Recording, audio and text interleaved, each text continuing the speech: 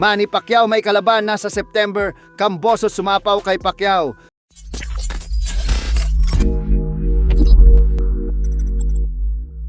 So alam na nga po ng karamihan na naghahanap po ng bagong kalaban si Manny Pacquiao sa September dahil sa na-postpone po ang laban niya kay Floyd Mayweather Jr. dahil po yan sa mga legal issue ni Mayweather.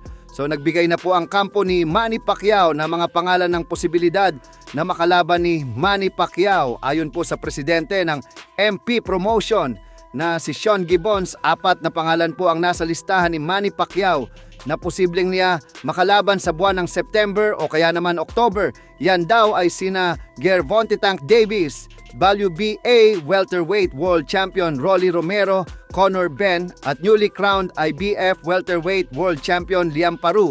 Sa 4 po na yan ay ang pinakamalabong makatapat ni Pacquiao ay si Tank Davis kasi ay binalita ng hindi daw lalaban sa buong taon na ito. Si Davis, magandang laban din sana para kay Pacquiao si Conor Benn, kaso wala naman siyang mapapala dito nang dahil sa wala itong hawak na titulo.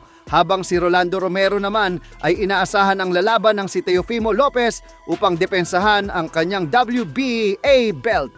Kaya ibig sabihin po niyan ay sa listahan ng binanggit ni Gibbons ay ang IBF welterweight champion na si Liam Paron na lang ang matitirang available. Bukod dyan ay si Liam Paron na din mismo ang nag-alok sa kampo ni Pacquiao na gusto niyang depensahan ang kanyang titulo laban sa 8 division champion. Kaya tingnan po natin kung sila na ba talagang dalawa ang susunod na magtutuos. Samantala, tila sumasapaw nga po ng former Unified Lightweight World Champion na si George Kambosos Jr. ang ating pambansang kamao. Alam naman po kasi nating lahat na nagkakaintindihan na ngayon si Pacquiao at ang current IBF welterweight world champion Liam Paro para sa isang world title fight bago magtapos ang taon na ito, kung saan ayon sa World Boxing News ay kasalukuyang maganda na daw ang tinatakbo ng usapan ng magkabilang kampo. Subalit biglang sumausaw sa eksena si Kambosos dahil gusto rin daw nitong makalaban si Liam Paro upang subukang maging isang 2 division champion. At base sa WBN ay mas gusto daw ng mga promoter ng Australia at mga TV networks doon na gawin ng Australia ang showdown sa pagitan ni Paro at Kambosos. Kaya kung gugustuhin daw ni Pacquiao na magtuo sila ni Paro ay dapat umano sa ibang bansa na ito ganapin. Bagay na maganda naman gawin dahil pangit talaga kung si Pacquiao ang gagayo sa baluarte ni Paro sa Australia.